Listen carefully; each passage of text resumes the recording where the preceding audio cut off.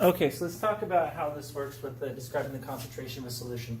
Remember that there are solutions, when we're talking solutions, we're talking aqueous solutions of stuff dissolved in water.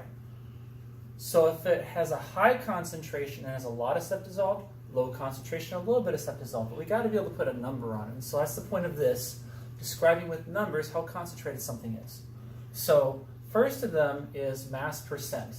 Now, mass percent is what you see with something like maybe a bottle of bleach you buy at the store. I don't know if it's possible to see, but right here it tells you that this bottle contains about 6% bleach.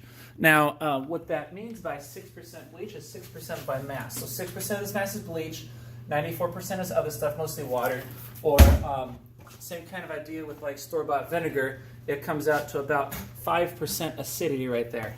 So where those numbers come from and how you deal with them is the mass percent calculation. So what it is the mass of your solute, which is the stuff that is getting dissolved in another thing. It's the thing that's being dissolved by something else, divided by the total mass of the solution.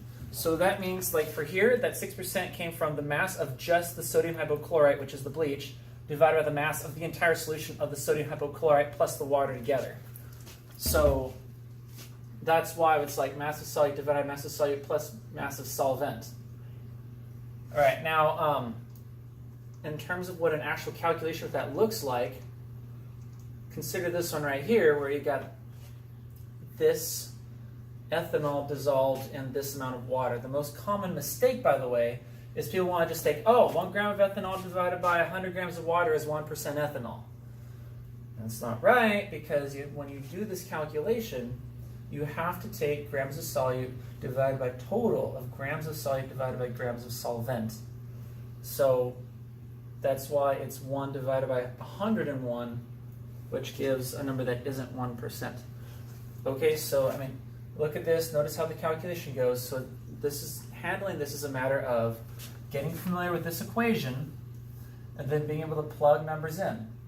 If ethanol is present in smaller quantity, it's probably the thing that's getting dissolved by something else, so it is the solute. And then the water is going to be the solvent. In fact, everything we do with this unit, water is the solvent generally. So it's just a matter of recognizing the numbers, put in the right place. And you'll notice, by the way, significant figures. This is infinite sig figs. So when it comes to rounding, you pay attention to what numbers are going here and here. So 3 sig figs, 3 sig figs, 4 sig figs. That is why the answer is rounded to 3 significant figures here. Now,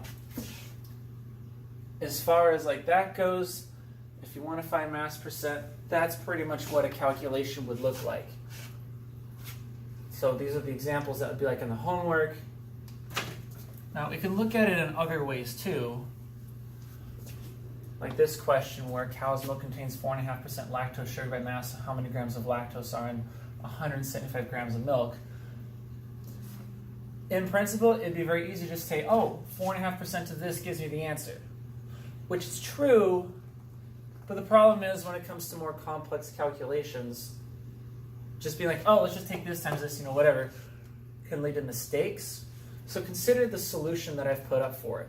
It looks more complicated, but although the solution seems more complicated, it is actually simpler and more likely to get a correct answer on a test, particularly when applied to more complex questions.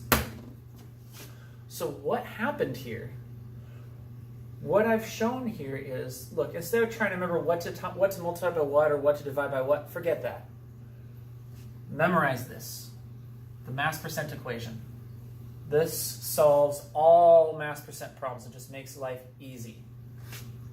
So you take the mass percent equation and you're like, okay, there's my mass percent. So this is the 4.5%. This is the total mass right here.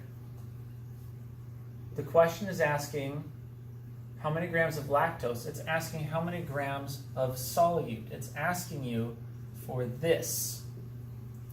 So we're treating this as an algebraic equation.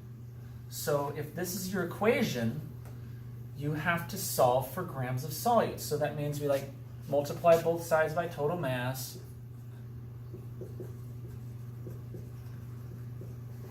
and times total mass. That's why when you do this, like that cancels that, which turns this into this right here. So this is what happens when you times both sides by total mass. You're still trying to solve for grams of solute, so now you divide both sides by 100%, and that, dividing both sides by 100%, divided by 100%, that leads to this right here. So the result of this is, 100% cancel 100%. So this becomes the phrase that you get when you take the equation with no numbers and rearrange it to solve for what you're solving for. Then what you do is you plug in the numbers after you rearrange the equation. On the test, you must show the original equation, your rearranged version of the equation, and the numbers plugged in order for that to count as credit, because there are so many times that mistakes happen here. If we can see where your mistake is, you get partial credit. If all we see is a wrong answer or just random numbers all over the place, we have no idea what's going on, so wrong answer means no credit. So we want to make sure you get the most points possible. So you need to show the original equation, rearranged equation, numbers, and answer. Because after all, mass percent, right there, total mass, right there, and that 100% got moved over here, so right there.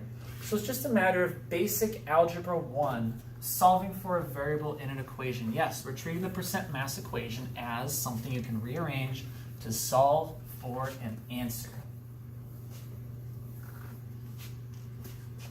All right, in questions like that, you can practice with this method using this right here. Again, yeah, it would be simpler to just take 4.5% of this number and be done. But the problem is, with more complex calculations, large numbers of people who try that make mistakes somewhere, and the percent of people getting it wrong is very high. Not to mention it turns it in, now you have to remember when to times, when to divide, so on and so forth. Just use the equation. It's foolproof if done correctly. Right, so what if you have this other way of looking at it? How many grams of potassium chloride solution contain 14.84 grams of potassium chloride in an 8.90% by mass solution?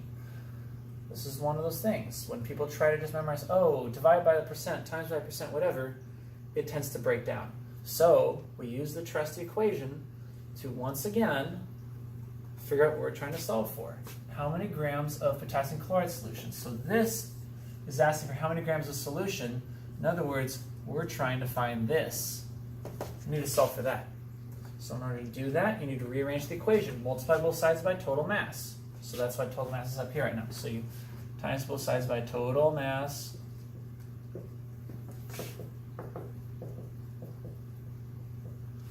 Okay, allowing total mass to cancel. That gives this. Again, you're solving for total mass. So now you should divide by mass percent on both sides. So when you divide by mass percent, like so, you have an equation that gives total mass, which is what the question was asking for.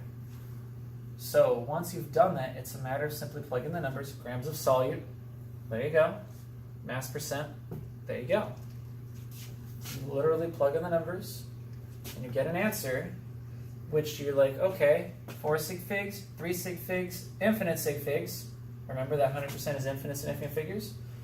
So that's why your 3 sig figs here leads to 3 significant figures here. All right, so that should be an overview, I believe, correct, of mass percent. That's how you handle those calculations.